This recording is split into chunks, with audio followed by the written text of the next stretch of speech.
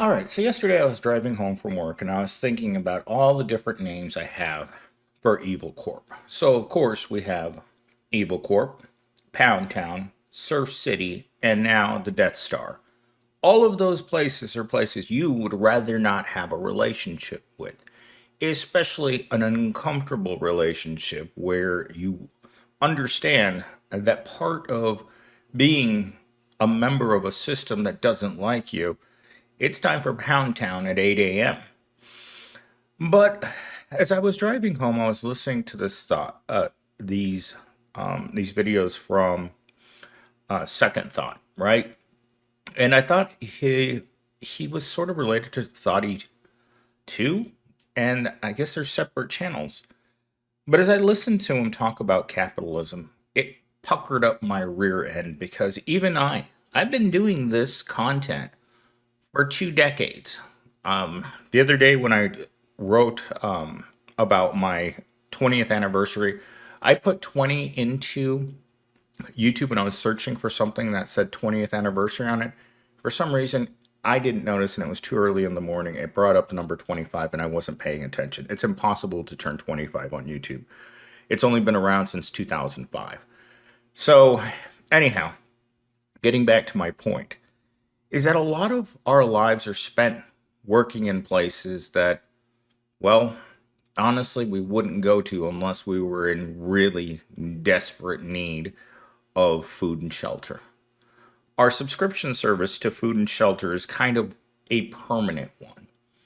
And one of my favorite lines yesterday was turning down my oxygen account because that's how you feel. You have to live your life in a daze in order to appreciate what you have. Because what you have is so little at the end of the day that if you really sat there at your job and you thought about owning nothing and being happy, I don't think most of us could continue. I think mental health in this country is a direct response to owning nothing and being happy. Because somehow we have to trick ourselves into believing that we can truly be nothing in society and still show up at work and smile. Pretend that you're grateful to make what you make.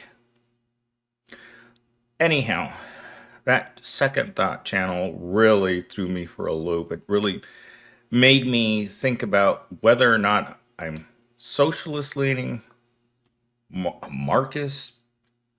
I mean, I'm definitely not a capitalist, but I don't really see there being a way forward in which poor people get more of a share of the work that they do. But with that said, let's get into our ChatGPT created script here. And this morning I woke up and I did a little parody of Welcome to another episode of Surf City. And ChatGPT put the rest of it together. So let's see what it did. They don't want you free. They want you useful. Useful enough to clock in, smile through burnout, and never question why your rent takes up 80% of your paycheck. If you're not making money for someone else, you're invisible. And if you're broke, even better. That's how capitalism works. Exploit the desperate, ignore the rest. You ever wonder why there's never a thin dime to help the homeless? It's the simple reason that they have no value. If they're not working to make someone else rich, what value do they have to society? And that's with anyone. The second you stop being useful, society forgets that you exist.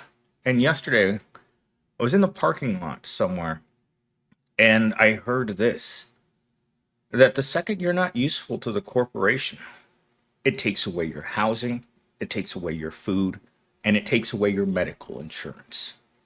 Three things that I've been saying for years that don't need to be in the hands of the corporations. They force you into that environment because we can't have universal health care because we can't, like the rest of the world. We can't have universal basic income because we can't afford it. And we can't have universal basic rent. and they're trying to take away your food stamps.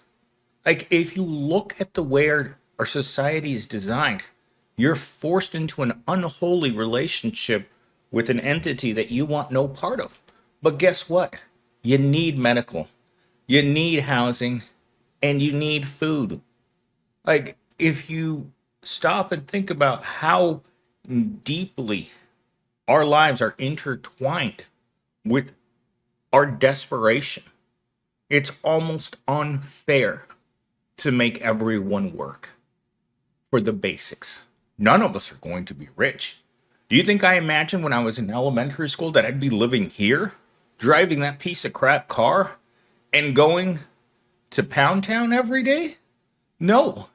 You tell a child realistically what you're going to spend 60 years of your life doing, and I'm willing to bet that that oxygen subscription would be turned down to once a month because this isn't realistic. This isn't fair. This only favors one class of people, the class of people that don't have to work because they're rich already. I mean, every time I think about one person on planet Earth, Jeff Bezos having the ability to wave his hands in the air and eliminate hunger across the entire planet, you imagine one human being with that kind of power and still being one of the stingiest people on the planet, while he employs people at the Death Star. According to Claire on the road, that's what she calls an Amazon warehouse, the Death Star, because you don't go there to thrive. You go there to go the other way. All right, let's go. Let's get into talking point number one. Poverty isn't a glitch in capitalism, it's the fuel. The system thrives on a permanent underclass willing to work for scraps out of fear, not ambition. Keeping people broke ensures obedience, desperation, and zero resistance because survival trumps dignity. Why does this word keep showing up in all of my scripts? The indignity of work. If we're all going to eat rotisserie chicken and we're all going to wear a chicken costume to work every single day, where's the dignity of work? If you are a permanent underclass person, where's the dignity of work? How can you really look at a society and say that you have 4% unemployment when 25% of your population is functionally unemployed? And what does that mean? It means that what you make as a fully employed person is not enough for basic living. So if you take into consideration the functionally unemployed, the underemployed, the people who work part-time, and your gig workers, our unemployment rate is probably close to 80%. I'm just saying, just think about it. When was the last time you had a job in which you didn't have to worry about money? I haven't had one of those. I hear they exist out there. I've never come across one. When you go on Indeed, you're just going to find the McPaycheck everywhere. What's the standard job? What does a job, an entry-level job in the tech industry pay? $17. What's the minimum wage? $14.75. You tell me how you're supposed to make it on those kinds of wages. It's not possible. And the dignity of work hasn't existed in this country since the 80s, since my immigrant parents came to America, bought 2 homes, drove nice cars, and were able to raise a family with 5 kids on the salary of a cleaning lady and a man that picks seasonal fruit. That world doesn't exist. Never been part of my world. I spent most of my life at university thinking that I was going to get out and just rocket to the top. Instead, I strapped some boosters on and I went in the opposite direction. I went straight down after college. If my first job after college was minimum wage retail, what was my education really for? Nothing. So that I could make videos like this where I could articulate my thoughts on being poor and spending the rest of my life living in poverty? Well, congratulations, Department of Education. This is what you've done. Talking point number two. In modern capitalism, you're not seen as a person. You're a productivity metric. You're only valuable as long as you can produce, perform, or obey. The second you're sick, tired, question authority, you are disposable. And we all found out the hard way what disposable meant.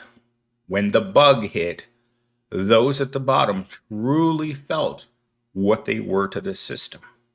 While the work from home people were able to hide in their homes and work on their computers, everyone else became essential.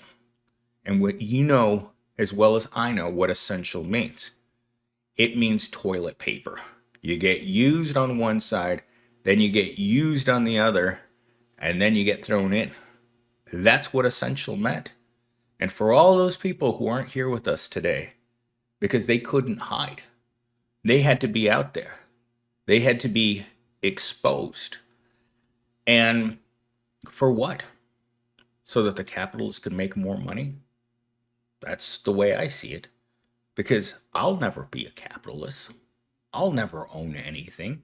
How are you supposed to become a capitalist? If you ask ChatGPT right now, or if I ask Siri, how do I get rich? What's the first thing that comes out of its pie hole? Number one, real estate investments, stocks, savings, investing in your own business. All of these things aren't possible for people like me. We can't get out of the way. We're stuck down here as the gum on the bottom of the boot of capitalism. All right, let's see what we got for a closing monologue. So the next time someone tells you the system is fair, ask them why fairness feels so much like suffocation. Capitalism doesn't care if you live, only if you serve. And when you can't, you're a scrap. But the moment we stop confusing survival with success, we start remembering what real freedom feels like. And freedom doesn't clock in at 8 a.m. for $14 an hour. Isn't that true? What it feels like today to go to work, it doesn't feel good. At the end of the week, when you open up both of your hands on Friday and you tell Pound Town that you'd like some more, and they smack you on the side of the head and call you ungrateful. And then you have to walk home and sit in your pathetic little shack until Pound Town opens up again on Monday morning at 8 o'clock. That's what life is like for the proletariat. And in between that, you're working your second or third job. Again, you hold out your hands and you ask for more. There's nothing. There's nothing there. And we can't change things because capitalism has been outdated for centuries. Think about the systems that came before feudalism. Could you imagine if they decided to bring that back in today and just say, well, it's not bad enough. Let's go back. This is what we're going to be saying about capitalism in 100 years, maybe 200 years. What a barbaric way of treating other human beings.